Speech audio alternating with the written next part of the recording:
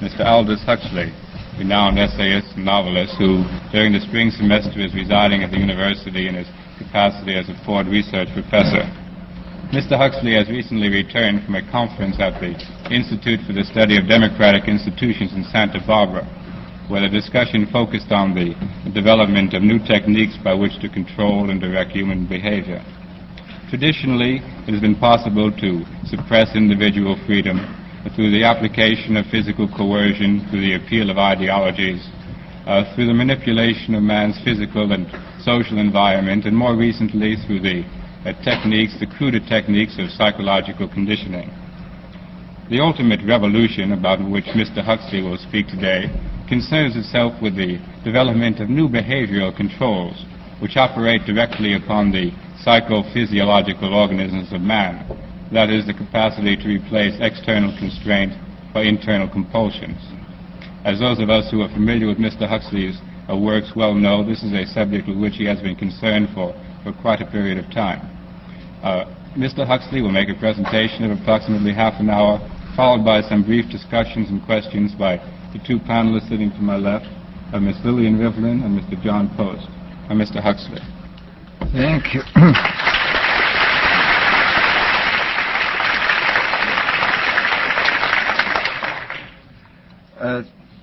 First of all, I'd like to say that the conference at Santa Barbara was not directly concerned with the control of the mind. That was a conference, there have been two of them now, at the University of California Medical Center in San Francisco.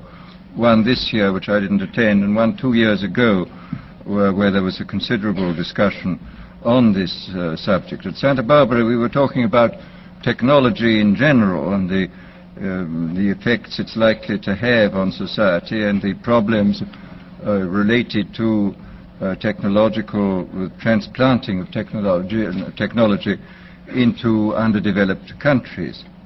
Well, now, in regard to this problem of the ultimate revolution, this has been very well summed up by the moderator. In the past, we can say that all revolutions have essentially aimed at changing the environment in order to change the individual. I mean, there's been the political revolution, the economic revolution, in the time of the Reformation, the religious revolution. All these aimed, as I say, not directly at the human being, but at his surroundings, so that by modifying the surroundings you did achieve, at one remove, an effect upon the human being. Today, we are faced, I think, with the approach of what may be called the ultimate revolution, the final revolution, where man can act directly on the mind-body of his fellows. Well, needless to say, some kind of direct action on human mind-bodies has been going on since the beginning of time. But this has generally been of a violent nature. The techniques of terrorism have been known from time immemorial, and people have employed them with more or less ingenuity, sometimes with the utmost crudity, sometimes with a good deal of skill acquired by a process of trial and error, finding out what the best ways of using torture, imprisonment, constraints of various kinds. But as I think it was Metternich said many years ago, you can do everything with bayonets except sit on them. That if you are going to control any population for any length of time, you must have some measure of consent. It's exceedingly difficult to see how pure terrorism can function indefinitely. It can function for a fairly long time, but I think sooner or later you have to bring in an element of persuasion, an element of getting people to consent to what is happening to them.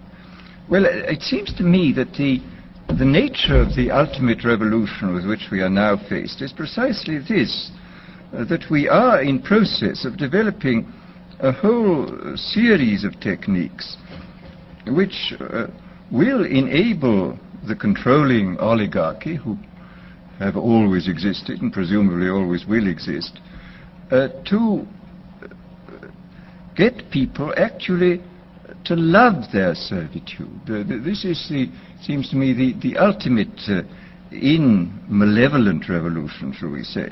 And this is a problem which has interested me for many years, and about which I wrote 30 years ago a fable, The Brave New World, which is essentially the account of a society making use of all the devices at that time available, and some of the devices which I imagined to be possible, making use of them in order to, first of all, to standardize the population, to iron out inconvenient human differences, to create, so to say, mass-produced models of human beings arranged in some kind of a scientific caste system.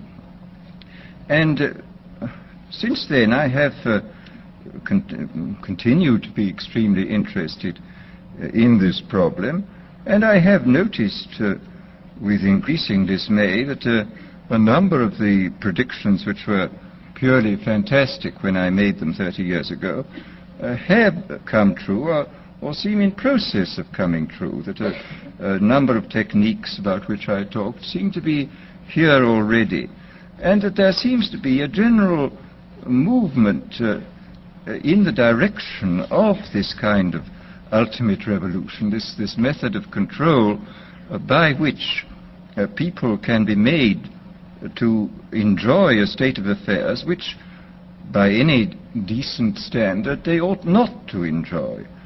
This, I mean, the enjoyment of servitude. Well,